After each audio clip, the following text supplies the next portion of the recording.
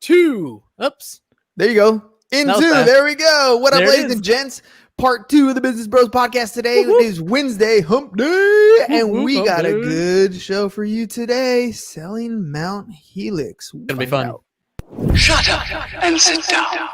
The Business Bros podcast was created for you. Learn from the business professionals who come to share their stories. Find out what's working in business and social media, what's hot and what's not, straight from the mouths of successful entrepreneurs out there doing the real work. And now, welcome to another episode of Business Bros. What up, ladies and gents? Hey, before you drop that fire intro, Ham, I got to give a little plug. So today I went to go do an inspection, and a Better Home inspection. Danny Forster gave me these. So he gave me a couple of these. If anybody wants a Business Bros face mask from a Better Home inspection, you see that number right there? Over there you go. See that number right there? 800-720-2844. Hit them up. Find them on Instagram, a Better Home Inspector, and let them know you want a Business Bros mask. And hopefully, if you're a realtor listening, you're doing some service, you got an inspection coming up, give them a shout out. Let them know the Business Bros sent you. All right, let's hop onto this thing. James, it's time for a fire intro. Fire. Speaking of fire, did it crack 100 again today? I think it cracked 100. Dude, it was a hot one. I think it did. It was a hot one, but we have another fire show ready to go right here on the Business Bros pod. Our guest today hails from the great and wonderful city of, right here in sunny San Diego. It's beautiful. More specifically, he grew up in La Mesa, and like many of us who journey here, found that there's no place quite like SD. As a young San Diegan, our guest helped his family maintain and rent their investment properties and fell in love with the real estate game. Now he's a licensed realtor and spends his time assisting low-income elderly homeowners through volunteer and labor donations to his favorite charity called Rebuilding Together. We're so excited to have a San Diego native on the show. Joining us today from the Mount Helix Lifestyles real estate team, give a warm welcome to Mr. Jason Kardos.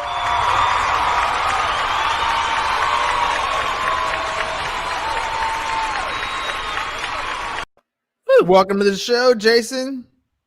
Thanks for joining us. That was awesome. Thank you, James. Yes.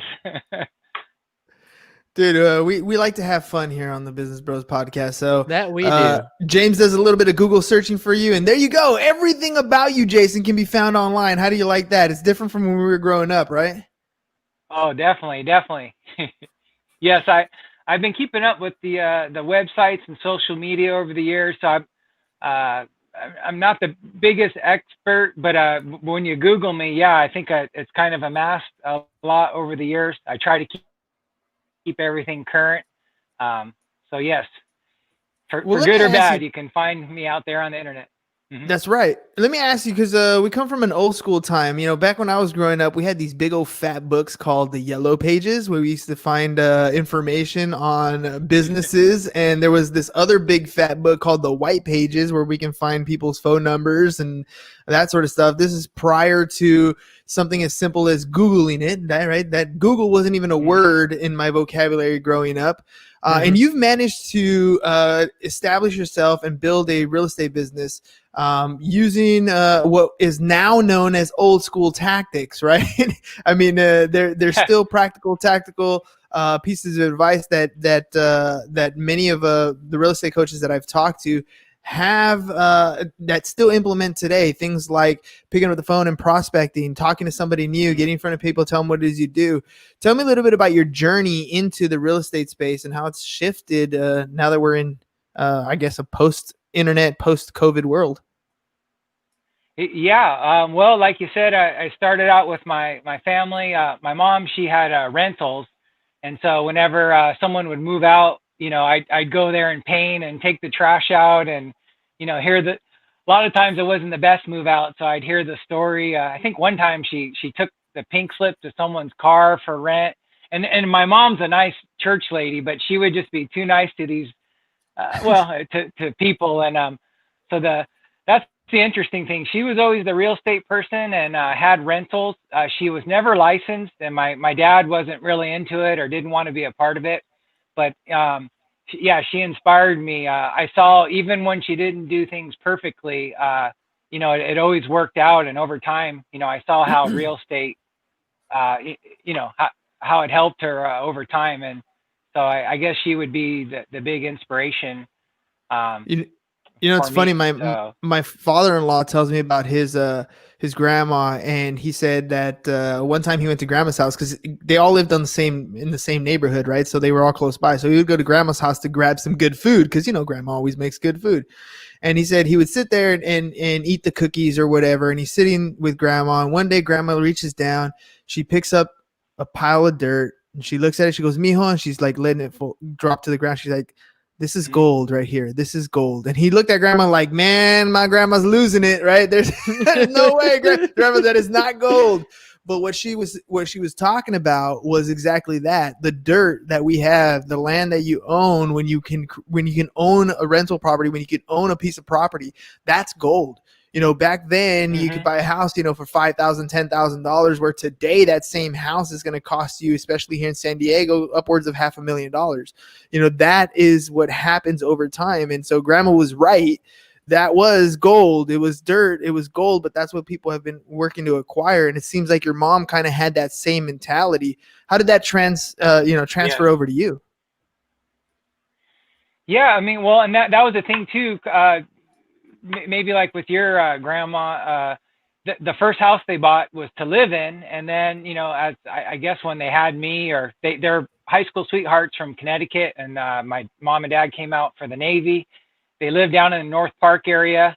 Actually, okay, some quick mom stories too. The first house they bought, they were there for I guess a month, and someone knocked on her back door, and a lady said hi, and she said, "Here's your rent money." And my mom said, "The rent money?" And she said, "Yeah, I live in the back house."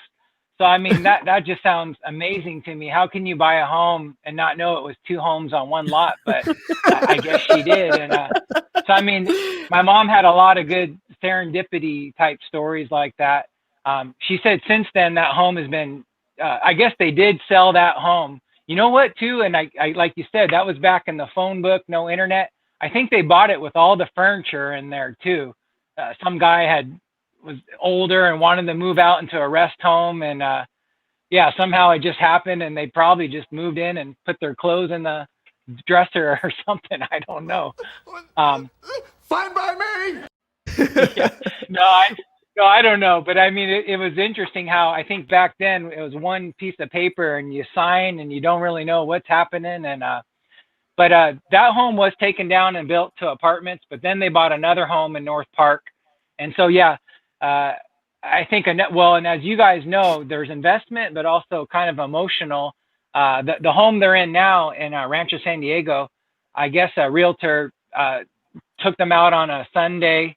They saw the home. They weren't necessarily home shopping, but they signed up. It was brand new construction over near Monte Vista High School, if you guys know that. And so that's how they bought that house. And then the home in North Park, they started renting it out. So a lot of people will do that. If you can keep the home you live in and buy another one, if you don't need to sell it, that's kind of how they did it to begin with. And that was another serendipity story. So she told the realtor of the Rancho San Diego home, she said, "Gosh, I wish I could have a horse." And she said, "Well, you can look down there." And I guess it came with like a whole nother acre below the house. So I don't know how my mom did it, but she always seemed to get value added properties without knowing. So. Well, and part of it is she may not have known, but she kind of, and this is, I don't know, it's kind of weird. So she put it out into the universe, right? This is what I'm looking for. This is what I want to acquire. And there's a lot of those things where they might sound frou-frou and whatever when you talk about things like The Secret, but having that goal in your mind, saying that this is something that I want to achieve, and then kind of voicing it out there, other people will hear it. Other people will see that this is the goal that you're trying to attain. And, when we look at it from an outsider's perspective, it might look like serendipity. It might look like luck. But at the same Mm-hmm. time, luck only favors those prepared to take advantage of it. Yeah, that she might have bought that house with somebody with a tenant in the back and she didn't know, but she was in a position to be able to buy that house, right? Same thing with the next situation, or whether it was furnished or not. The opportunity presented itself, and we're only fortunate if we're able to take advantage. If first of all we see it as an opportunity, and then second that we can take advantage of it. I mean, how many clients have you talked to that didn't really, I'm not really in the market to shop around, but I did see this house go up next to my place where I'm living. Can you give me some information on that? Just, I'm kind of curious. And it turns into now they're shopping for a house, and then they got pre-qualified, and they're in the next step. I mean, it starts with the idea that you plant the seed in their head, or they plant the seed in their own head, that this is something they want to go towards. I mean, you've worked with clients like that in the past, haven't you? Yeah, I think two come to mind. I had two clients where we met, and I think I showed them the first house, and that's the one they bought. So I thought that couldn't happen, but it has happened with two clients. But a lot of times it can be a long, drawn out process. But from what you said too, to me, when you're starting a family or getting married, I think it can happen quickly. When people are getting divorced, a lot of times they don't want to live in the previous spouse's home. And what was it? A baby, I guess they call it nesting. A lot of times, maybe you'll be in an apartment and you'll want to buy a home before the baby is born. So yeah, there's some life moments too that even my best friend mentor since I was 4, my dentist, he lives on Mount Helix, and he just called me, and he's been a great inspiration. But I guess he just sold his home, and he's going to rent out a home I have for rent while he builds a house on Mount Helix. But he was telling me it happened so fast, and so he loves me to death. And no offense, to him, but even people, it can happen very fast. Yes. So. Well, let's talk about that. I mean, so I mean, I don't know if he used you as a realtor or not, but I know that happens a lot in the real estate space where, you have friends, you have family, they know, they may or may not know what you do, but the next time you end up talking to them, a transaction has occurred, right? They sold their house, or they went off and bought a house, and you're kind of sitting there wondering, like, wait a minute. Didn't you know I was a realtor, or didn't you, did you specifically not want to work with me? Have you had that situation, and what do you do about it? What goes in your mind when you have an opportunity like that pass you up? Well, I mean, true. I won't lie. I beat myself up. I stew about it for a day or so, and my wife and daughter go, "Oh my gosh, come on, you're doing so well. You can't win them all." But some of them, maybe it wouldn't be appropriate. A recent one, he just sold it for $1 million. My friend, dad, and I had helped him a lot. His neighbor sold a house to cash buyers, and he sold his home for, I think, $900,000 to a cash buyer. It was in University City, but his wife had passed, and once he saw his neighbor did it, he didn't want to deal with, agents coming through the home and all. And very nice guy. And he said, "Oh, I'm sorry, Jason. I didn't know you could, buy my home for cash or help me remodel it." So that could be a little bit out of the norm for some realtors, but so there's that. And there's people that, "Oh, I didn't know you were in the business still." So I think I'm very honored to be on your show, and you guys are very proactive. But I think, you don't call your sphere of influence or tell them what you do. I mean, I think that can happen too.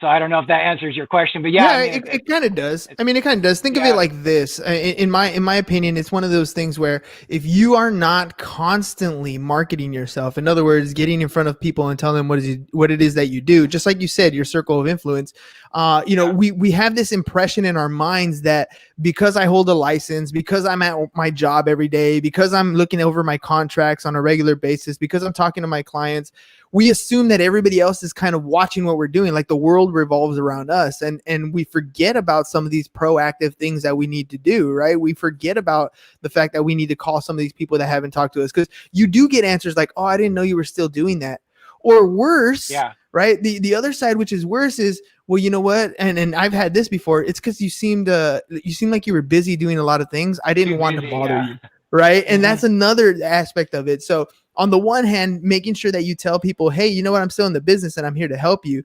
And so that they know that you're actively looking for clients. Look, this is my livelihood, ladies and gentlemen, right? Friends, family, aunts, uncles, whatever it's going to be. This is how I make my living. So if you have anybody that I can help, you know, you're helping me at the same time as helping them. But we don't say those things, right? We just, we kind of take it for granted and we assume that they know. What kind of stuff do you do to help, you know, mitigate that, to limit the I didn't know who you were? I'm sure you have some sort of prospecting system in place. Yeah, I mean, well, truthfully, I'm kind of freestyle, but I do pretty good. And you know, in the beginning it was friends and family, and I think that's what most agents do. They'll go to a brokerage, they'll sell a home to one or two friends and family, and then they go, oh my gosh, this is hard, or I got to keep prospecting.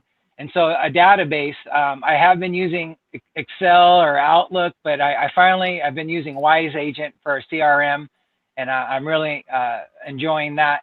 But I've been mailing, and that sounds antiquated, but I've been mailing to my sphere of influence. I think around 400 or 500 a month I do. It's called the most interesting postcard. So it has little fun facts on it, but then I do put a blurb about a property maybe I just listed or sold. And then the social media, I have been keeping up with that on all the channels, and I've had some kind of good, again, I'm amazed at you guys, your consistency. I've had some good streak. I do keep it updated. But I think that the Facebook has been amazing for friends and family. And I know Instagram is the latest thing that I've been trying to be more active on. And then to kind of answer your question, with my website, my past clients, I've been setting up maybe a 1/4 mile radius around their home. And so whenever a listing comes up in the neighborhood, you know, you're driving home, you see a sign, that probably the first thing you go in your home, you go on the computer and you want to know how much your neighbor's home is. So I'm getting better at my past clients to set up a search. So if anything, you know, not too far around their home, but they'll get an email from me and know, okay, here's the details. And what that does is, instead of them going on some of the other big third-party websites, you know, you're in front of them for their curiosity. So that's something on the listing side to set up, like a market neighborhood home watch. So. Well, first of all, Paul's giving you a shout out. Look at this, a La Mesa unicorn, born and raised. So giving you a shout out. Thank you, Paul. You mentioned mail, right? And you said, you know, mail's antiquated.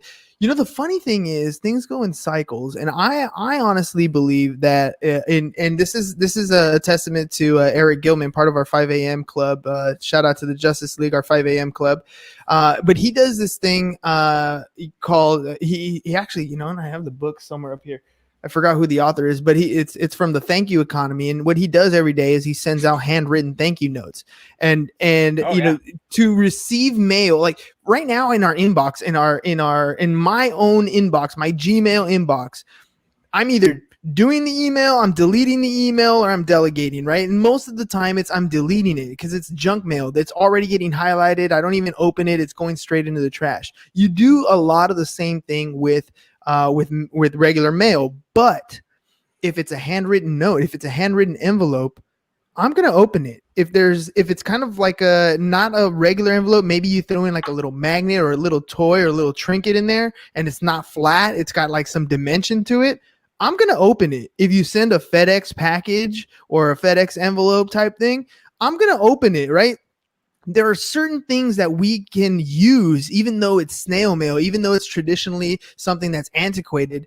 If we use it the right way, we can really reach our customer base. I actually got a cool one really quick. I got a cool piece of mail this week. It was actually from Honda Financing, but the way that they did their envelope is they made it look like it was sent by certified mail. So they had like a little label printed on there, and it looked like somebody had to sign off on it, and it looked like certified mail. So, you know, of course I opened that, like, what the heck is this? So yeah, and little creative things. And so when I was doing my prospecting via mail, when I was really actively doing it before the podcast, I had these envelopes that had money on them. Jimmy taught me about this. Oh, yeah. So he's like, if you put money on the envelope and there's something related to money every time your envelope comes, I'm going to open that envelope, right? Whether it's a check or a $2 bill, like Capital Premium Finance does. They give away $2 bills to all their agents when they go visit them. They give away $2 bills. That's kind of the thing. So for me, having that envelope, and I would drop a lottery scratcher. So when you saw this envelope, this CS First Real Estate would drop in the mail, and it had pictures of money on it, and you knew that my mail came with a scratcher, you were going to open it. And I think that's the power of that snail mail. What do you doing other than that snail mail? I mean, I understand the shock and awe that social media has, especially when they shift over platforms. But what's been your most effective prospecting tool that you've used? Yeah, well, I'll move on, but yeah, the most interesting postcards, people just love them. They give them. So that I was even asking my assistant, like, is this stale? Cause, I'm keeping that, the mailing you said. I do put my magnets. I'll go to people's homes a lot of time. It's on their refrigerator. The one thing I've been, probably about the last year, I'm doing home anniversary. So usually I have about 10 to 20 cards every month I'm sending to people saying happy home anniversary.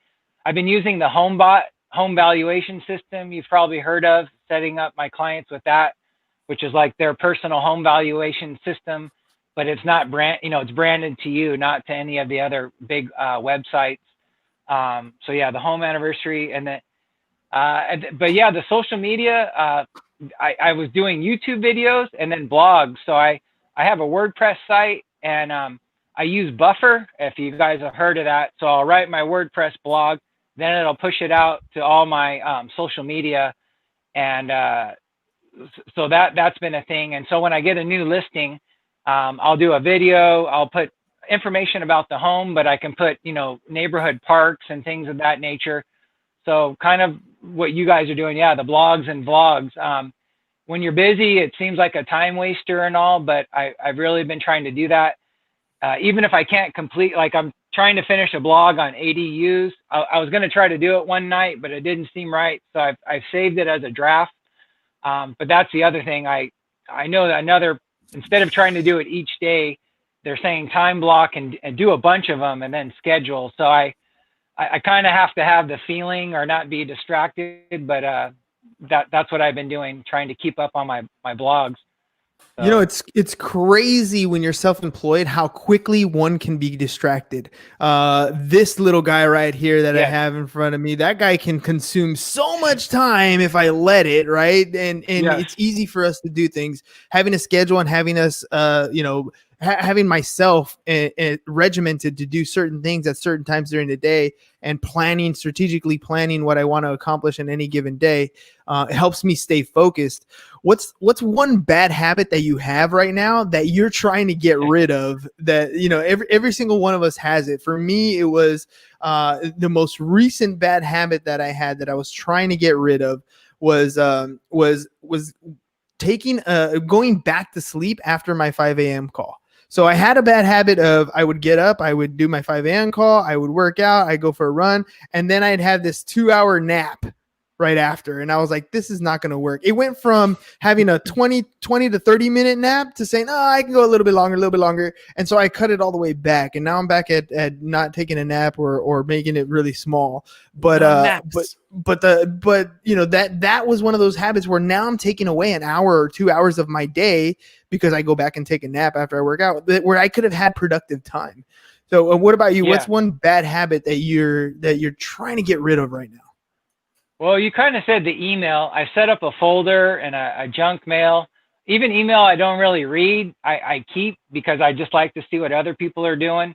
But I guess the bad habit was I used to wait to go back to the office. But I put everything on the Dropbox in the cloud, even on my cell phone to write offers. So that I guess I love paper too. You could probably see my office and a lot of these books and manuscripts I probably never look at anymore, but I still want them around me. But so I guess I think paper, and I'm trying to, even that putting in the Dropbox I have a rental property and I wanted to get some touch-up paint, and I know I saved the thing from 3 years ago and I was trying every keyword to try to figure out what paint color. so I mean, you in another, you feel like you're wasting time. Yeah, clutter. But I think I am getting better with that. So my paper, I guess the paper and the email. Oh, and I have a Fujitsu ScanSnap 1500, so I'm scanning everything in right away. Yeah. All right, man. You sound exactly like me. So my wife gets on my case because I have all kinds of like exactly like you folders, notebooks. She like you can see behind me that we call that the swag wall, right? And she calls it clutter. She calls it clutter. Yeah. But here's the thing, like some people have this thing about hoarding, right? So some people will hoard a bunch of stuff, just things, right? Piled up garages, and you see it on TV, right? The show Hoarders. I have a bad habit of hoarding documents just like you. Now, I have converted to the whole cloud space, but if my cloud was a garage, it would be so packed to the top and not very organized at all. It's horrible, man. Like I'm like you. The fact that you have that paint color that you want to go after, right? You want to go back and be like, you know what? I'm going to go to Home Depot. I'm going to get this paint. I'm going to match it. I know I put it somewhere. That is the curse that I have. I know I put it somewhere. And the problem is that somewhere is sitting in my Dropbox. That somewhere is sitting in my garage. That somewhere is sitting something. And I have so many somethings sitting somewhere. I have no idea where anything is sometimes. Yeah. Okay. So really quick, we are actually brothers here. So there was something that Dad taught me when I was like knee high to a grasshopper. Because I used to do this to him all the time. I used to like take his tools and then leave them somewhere where they weren't supposed to be. A place for everything and everything in its place. Now, I say that knowing that Dad is the guy that has a garage that's full brim to the top and probably doesn't know where, most of the stuff that's in there is. However, I took that very much to heart. A place for everything and everything in its place. I'm kind of a minimalist too, so. It's true. Well, that's awesome. I'm hoping, my garage is full and tools for the rental properties and all, but maybe this will be the year that Marie Kondo, I forgot the title of the book, but everything. The one that she organizes? Yeah. Yes. Yeah. She's amazing, man. I know. I think it's Kondo? Yeah, Mary. I mean, her first book, I had a religious experience. I should read it again and go with it. She says to start with your sock drawer or something small, clothes. And then build up to more and more. Should see my sock drawer. I still fold my socks like Navy style. Okay. Well, all right. So branding wise, I don't want to be branded as a hoarder, even though, if you looked at my Dropbox, it's probably hoarder status. What's a characteristic that you're most known for, that your clients know, like they come to you, they know you, this is what you're branded as in your circle of influence? Well, I think, I guess, gosh, what am I?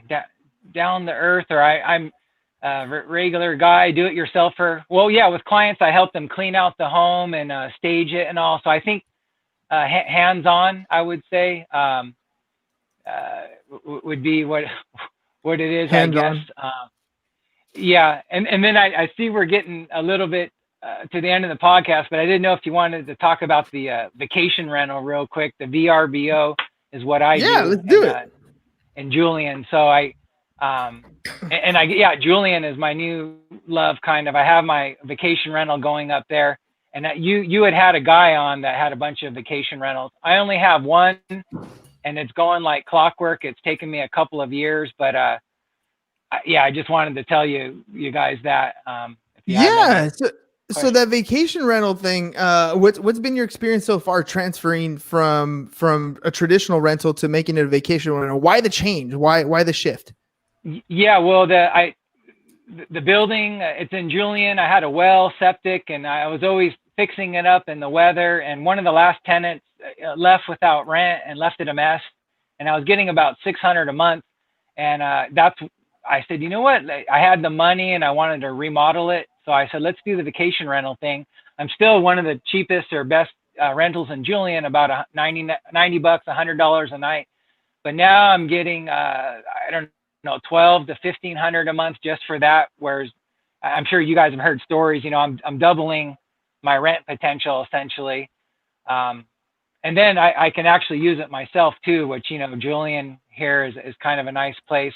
but in the beginning, getting all the utensils, the silverware, sheets, buying 2 or 3 of the same sheets and things in case one gets damaged. You can wash it, and that's the thing. Once you get your rental going, the cleaning person, that is one of your best friends to make sure it's ready for the next guest. Because before I was only doing it about on the weekends, but I started renting during the week, and that's when you really got to start turning it like a professional hotel almost. How was that? How was that yeah. learning curve? Getting finding the right person to help you out there. Yeah, I went through some, and I used Facebook for Julian and found a lady. She really likes it, and she goes, and I'll pay her on PayPal. We'll wait about a month or so, and I'll pay her a lump sum. And then, of course, with the coronavirus, we're doing hand sanitizer and wiping everything down. But we've been going pretty well with that. So, well, love it. So, Jason, yeah. The clients know me for the Julian guy now too. How's that for? That's a good one. So, do you include an apple pie when they get the rental with you?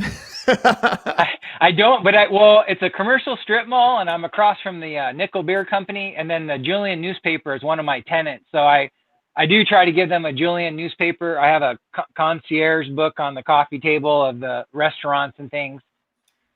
So they'll ask me for my opinions. A lot of them will stay there to go to weddings or just to get out. And I do allow dogs, so that's really helped my rental. A lot of people want to bring their animals with them. So if you do allow that, I've had pretty good luck with the animals. So, dude, that's good. Well, awesome. thank you. I just wanted to put that vacation rental in there. So. No, for sure. Yeah. And Jason, I mean, again, thank you. You're right. Our time's coming to an end here, but thank you for coming on the show and chatting with us and being just open. Cause a lot of things we talked about there, everything from getting started into this real estate space, or only typical stories of how we deal with clients and being hoarders. All those things are real things that we're not the only ones going through it. You know what I mean? Everybody else is going through it too. So, coming on the show and connecting with people, that's what it's all about. So thank you very much for coming on. Appreciate your time. Oh, thank you guys.